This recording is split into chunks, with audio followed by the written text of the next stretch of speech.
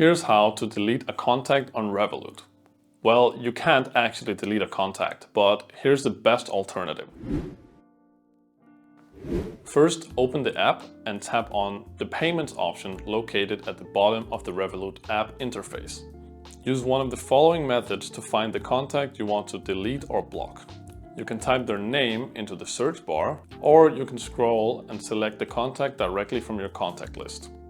Now tap on the contact's profile to open their details. Next, tap on the name or the area displayed at the top of the screen under their name. Since Revolut does not have a delete contact feature, choose the block contact option to prevent future money transfers between you and the selected contact. And that's how you block a contact on Revolut, which is a good substitute for actually deleting them.